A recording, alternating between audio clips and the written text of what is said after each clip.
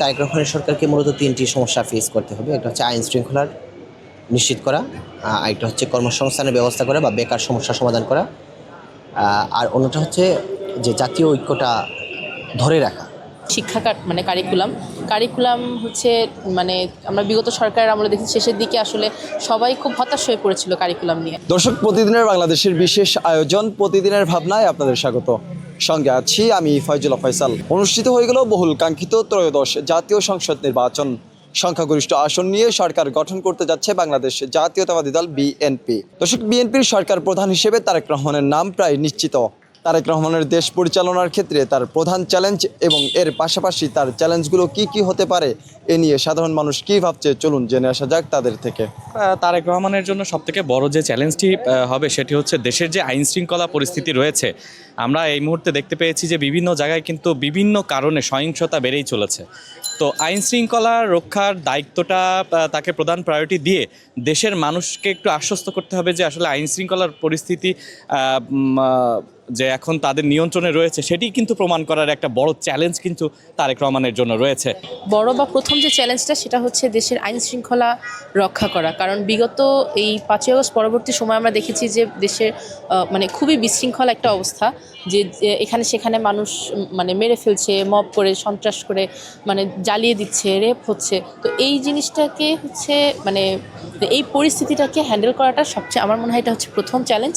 এরপরে যদি আসি শিক্ষা কারিকুলাম হচ্ছে আমরা বিগত সরকারের আমলে দেখি শেষের দিকে আসলে সবাই খুব হতাশ হয়ে পড়েছিল কারিকুলাম নিয়ে। তো এইটাকে হচ্ছে একটা মানসম্মত পর্যায়ে নিয়ে আসা, স্কিল ভিত্তিক যে পড়াশোনাগুলো এগুলো কি বাড়ানো, ভোকেশনাল পড়াশোনা এই যে সাইডটা আছে এটার উপরে আরেকটু নজর দেওয়া। তো এই বিষয়গুলো, এটার সাথে সাথে আরেকটা বিষয় হচ্ছে যেটা আমি আমার কনসার্ন থেকে বলতে চাই, সেটা হলো নারীদের প্রতি যে মানুষের চিন্তা ভাবনা বা আমাদের প্রতি যে সহিংস মনোভাবটা, এই বিষয়গুলোকে নিয়ে কাজ করাটাও আমার মনে হয় খুবই এই মুহূর্তে দেশের এই পরিস্থিতিতে এসে খুবই গুরুত্বপূর্ণ হয়ে দাঁড়িয়েছে। ওনার জন্য চ্যালেঞ্জটা হবে অর্থনীতি পুনরুদ্ধার, যেটা আমরা বুঝতেছি যে দেশের দুর্নীতিটা ওনার নির্মূল করতে হবে। না হয় উনি যে অর্থনৈতিক পুনরুদ্ধারের, আমি মনে করি প্রথম বাধাই হচ্ছে দুর্নীতি। আমাদের দুর্নীতি পরতে দুর্নীতি, সে ব্যবসা ক্ষেত্রে সিন্ডিকেট ভাঙতে হবে।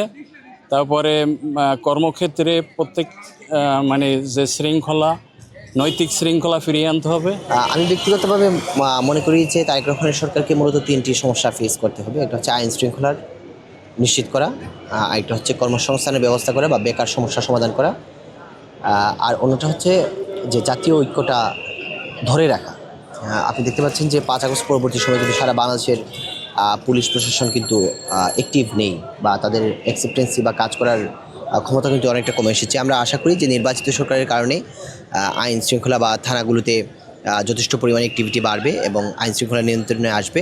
এবং এটা আসলে খুব কম সময়ের মধ্যে আইন শৃঙ্খলা নিশ্চিত করা, পুনরায় প্রতিষ্ঠিত করা আইন শৃঙ্খলা, এটা কিন্তু খুবই কঠিন কাজ।